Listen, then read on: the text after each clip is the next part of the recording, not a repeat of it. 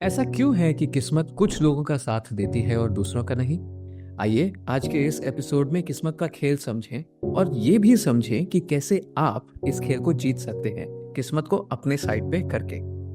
तो हुआ यूं कि एक बार इंद्रदेव सारे किसानों से गुस्सा हो गए और बोले 12 साल अकाल, 12 साल कोई बारिश नहीं। अब किसान घबरा गए, 12 साल बारिश नहीं हुई तो क्या होगा, फसल कैसे होगी।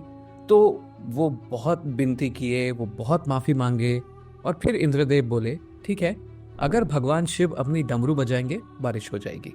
पर चुपके से वो शिव जी के पास भी जाकर बोले जब किसान आपके पास आएंगे तो उनकी बात मत मानिएगा।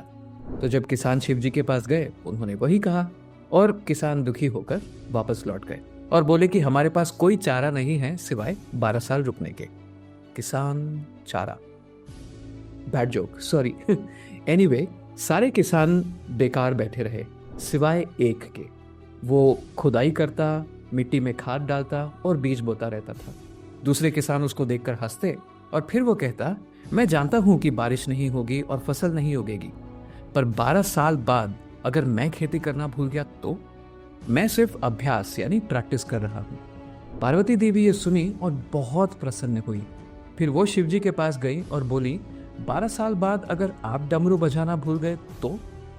अब शिवजी ठहरे भोलेनाथ, वो डमरू लिए और बजाने की कोशिश किए हैं। डमरू तो बज गई, उसके साथ साथ बारिश भी हो गई और तब सारे किसान भागे दौड़े, स्क्रैम्बल किए। पर आपको क्या लगता है फसल किसकी अच्छी हुई होगी? सिर्फ उस किसान की जिसने खेती की थी, जिसने तैयारी की थी। इससे हमें क्या सीख मिलती है? देखिए, बारिश की तरह अवसर भी हर जगह है।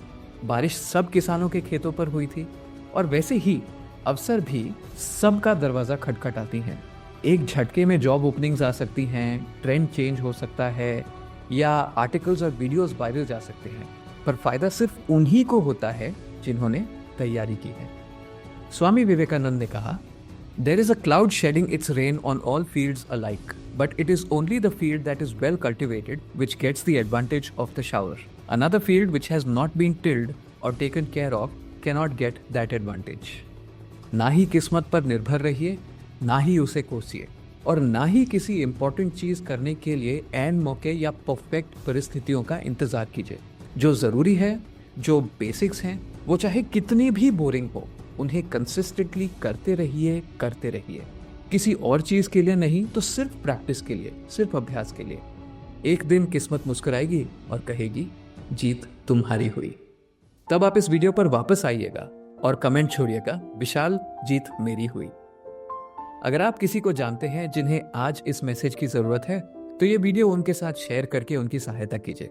एंड अंटिल नेक्स्ट टाइम, नमस्ते।